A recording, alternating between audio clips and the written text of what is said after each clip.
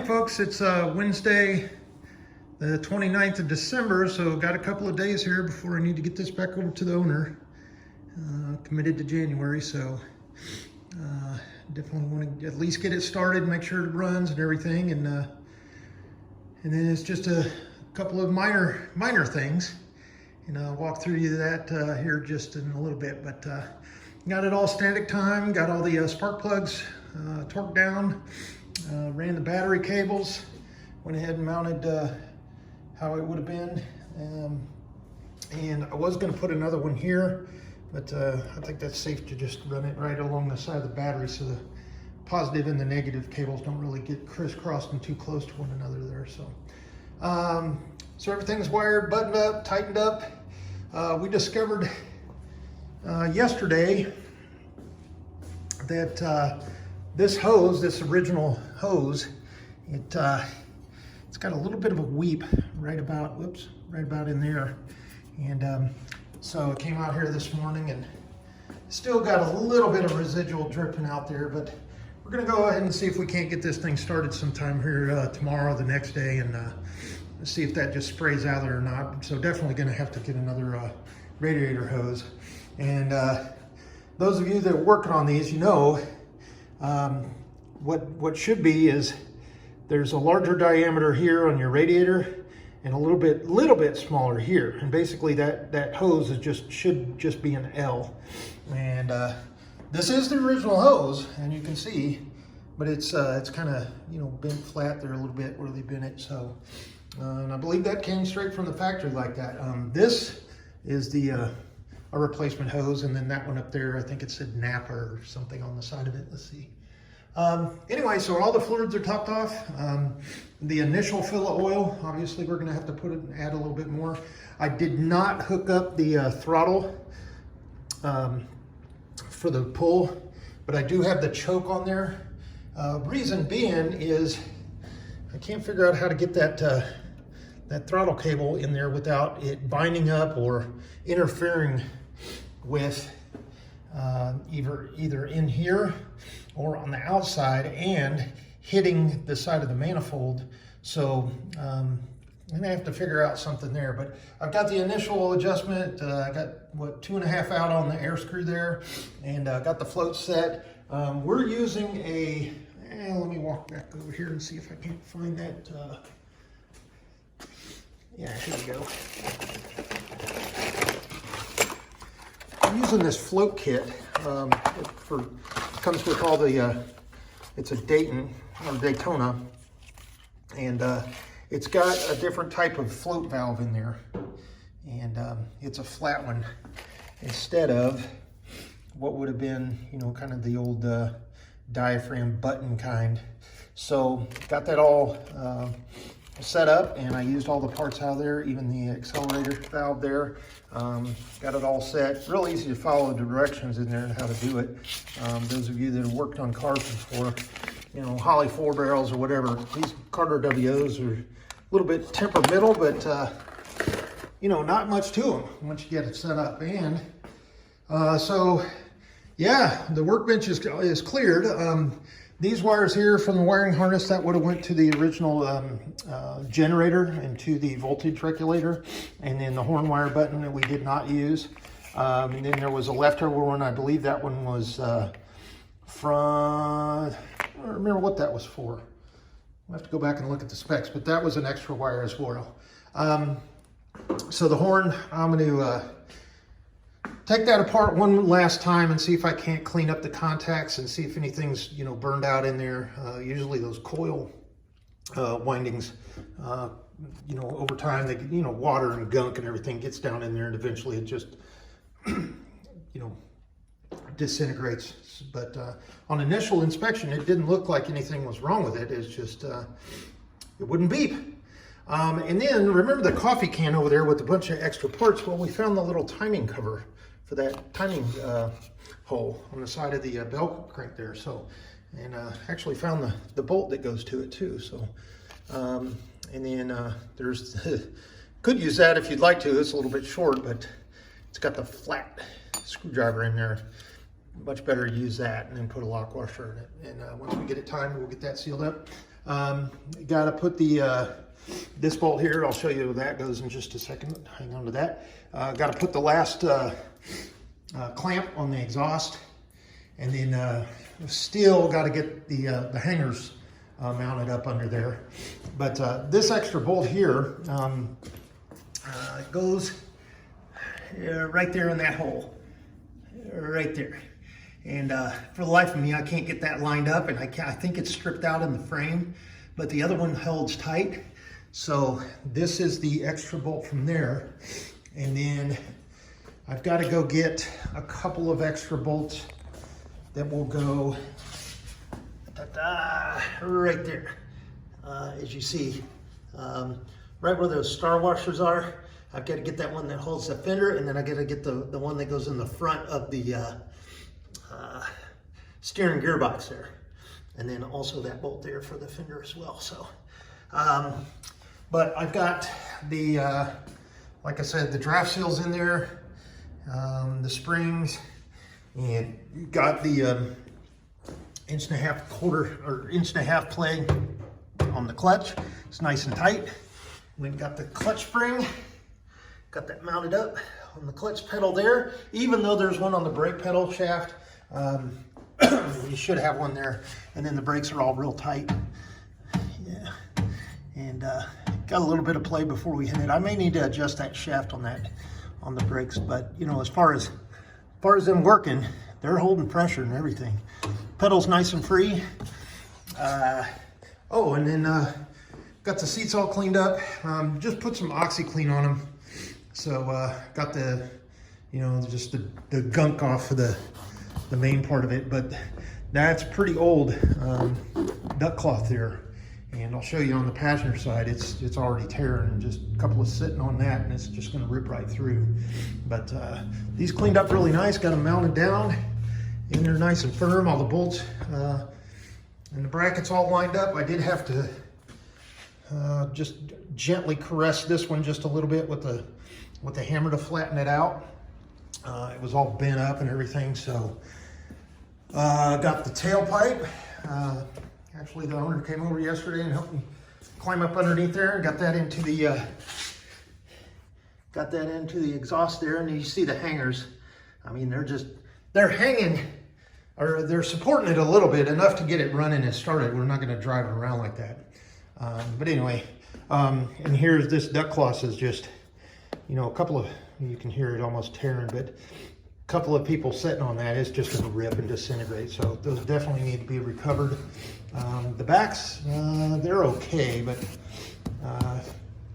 you know, next owner, if you're good at sewing, there you go. You can just cut the seams, cut out a pattern, get some duct cloth, sew it back together, and then just use your awl and your punch and use those bolts or those screws and those seat washers there. Let's see, what else? It does, you know, everything works here, and it does sit back. I was able to get the passenger mirror on there. Disregard this little rust. That's the original mirror that was on that hanger, but I was able to flip those L brackets around, and they lined up right in the hole and had just enough room to get that shaft mounted in there. So I know that's not stock or anything like that, but hey, it works. Now you've got a passenger mirror. This is the extendable one, just like we have on that side over there. And you can see, I guess, trailer tow mirrors or whatever. You can extend them out, what have you. But you got to mount them somewhat close. Probably need to come up a little bit on the passenger side, but that's more so after we get it on the road. Let's see what else. Yeah, the workshop's all cleaned up out here. We're pretty much done. Just a couple of touch-up places I need to go. I missed, excuse me, sorry, walking around again. When I had that tub upside down, I missed a couple of places there, and you just see with that zero rust, so I need to go back in there and just touch up a couple of places there. And then there was a couple of places, right here on the back, I missed a couple of places there. I need to touch that up. But as far as touch up on the primer, that's just, you know, that's not really going to do that, because somebody's going to come strip this off, sand it back down to bare metal, and then put the epoxy primer, and then come over it with a real good coat of paint if they choose to do so. But obviously everything's going to have to come back off if they're going to paint it. But need to touch up, just blast a couple of the bolts there to keep the rust off of them as well as we can. But yeah, everything's all tightened up. I'm just going over every final, check that I can before we turn the key. Because, he's getting excited and turn that key in, it's running, hopefully. And then the first thing you want to do is back it out and see if it'll go down the road. Well, I want to make sure everything's the brakes are going to stop it. The clutch is going to work, the brakes are going to work, the shifter's going to work and everything. And we'll go from there. So anyway, yeah, she's 95, 96% complete. Yes, I'm sorry. The little rivets that came with the grommet or with the whelp, I could not get them to work because these holes are too large, and they're a pain in the ass to try to get those in there. I tried to use my rivet gun, and it's just, I can't get it to seal up in there. So we're gonna have to figure something else out there. Probably get a piece of double-sided foam tape and just run across there, just in the interest of keeping that metal-to-metal contact off. So I've got a strip of, somewhere over there, I've got a strip of that, so we'll just lay that on there. And, we won't have that rattling and crackling going down the road. And I'm gonna go ahead and leave the horn. If I can't get it working this time, I'm gonna go ahead and tape these up and just label them saying horn contacts, and then put the original horn back on.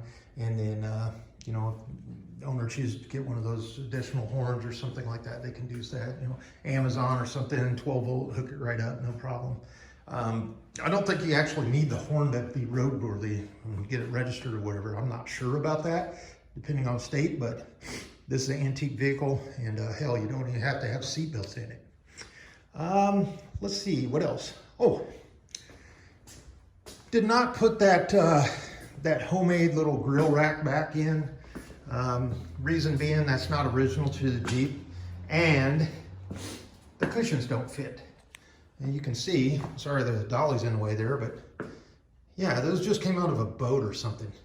And they're not wide enough. You can't get them mounted on there anyway. And I don't know how this one here, this is the back one, there's no holes in the wood.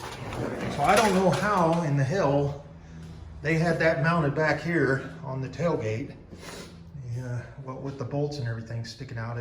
So anyway, that's gonna stay and put that back sitting in the back of the tailgate, and the owner can install that if he chooses, or throw them in the dumpster where they belong. Let's see, what else? I think that's pretty much it for today. I will definitely get a vid, and it won't be standing holding the camera while it's running or anything like that, probably. I'll set the camera up on a tripod or what have you, and see if I can't get this, get a picture of it started and running. The main concern is just, flipping that switch and then pressing that foot starter and making sure that starter actually turns, because that's so old. And, I did go in there and make sure the brushes are all right, and I cleaned up all the contacts and everything. But, is it going to actually engage and operate the way it's supposed to? And, that's the one thing. And then alternator, got that all, like I said in the previous video to this one, got that all lined up. And one thing is, that belt is very close to that fan, alternator fan, not the cooling fan. So it's really close. Just a little bit of play. And if I put a spacer in there anymore, it's not going to line up on the pulley or anything. So that's the way she's going to be. 12-volt conversion, the one-wire alternator. Not really sure where to run this wire. I figured just run it over top of the distributor cap here, or distributor, and then down and connect it, and not go behind here, because obviously you got the heat of the engine and everything, but just kind of lay it up there on the on the distributor. That's not gonna, shouldn't hurt anything. I know that's a negative, but we'll see if we can't do that. There we go, right like that. And then, you know, the coil is not on the engine, it's actually on the firewall. So if need be, we can, you know, tie that down to those two coil brackets there, or hold downs. Oh, there is one more thing I need to do, and that is to get those little wire loom things, clips, and actually put them up. And then there's one that holds a fuel line. I believe it's about probably right in here, up underneath there. I need to get that on there. But we went ahead and we got what is that, 5 gallons of gas yesterday. Put about 1.5 gallons in there, and nothing's leaking, so the thread seal's working. It looks like the line, and what you see leaking there is antifreeze. So that's the only dribble for now that we see. And other than that, yeah, appreciate everybody watching me walk around, pointing out this, you know, all the intricacies and everything on this Jeep. You know, a lot of people sit down and they show you how to take something apart and everything like that. These videos weren't so much for that. They were more for documentation of the process of what we did, and you know, all the things you had to go through from start to finish. And like I said, I got all the videos out there for everyone to watch and enjoy. If you have a question for me, if I can answer it, shoot me a comment, and I'll make sure I write back. There is a lot of people fixing up these old Jeeps. Matter of fact, I've seen the CJ7s now, the AMC versions, you know, the 76 to 82, I believe it is. Those suckers are starting to go up in value. And when I was growing up, you know, college age anyway, those things were desirable, but they had the nobody liked them because they had horrible gas mileage. So, you know, you put, you know, 15, 20 bucks in it and it'd get you probably across town. And then, oh man, I never have any money. Well, that's why I had that big ass V8. I think it was like a 304 and a 2-barrel carburetor. It got like 7 miles to the gallon. I'm just kidding here, but those things, they're going up in value again, you know. Even the ones that had the speedometer, the voltage regulator, or I'm sorry, the voltmeter, the fuel, and the battery voltage, and all of that in that one big round housing in the dash. You know, one thing goes wrong with that, and you got to get all up underneath that dash or take that entire cage out. And they thought it would be neat just to be able to take one thing out and work on it. Well, it turned out to be a pain in the yaher, because all of the wires and everything go into that, and your speedometer cable, versus having multiple gauges like this where you can just change. Yep, it's that time of the year. Just that, you know, the technology has come a long way, but at the same time, you know, those old 70s and 80s Jeeps are going up in value. Now I'm even seeing the YJs, you know, not the Grand Cherokees, but the old boxy versions, 96s and stuff like that.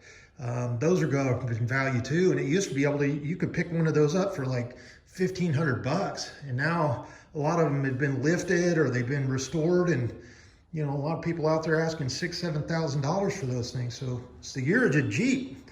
I'd recommend getting into it. So anyway, folks, we'll talk to you soon. I'll probably be back tomorrow, or if not tomorrow, Friday and Saturday, and get back with a report on, hopefully, a video of this actually running.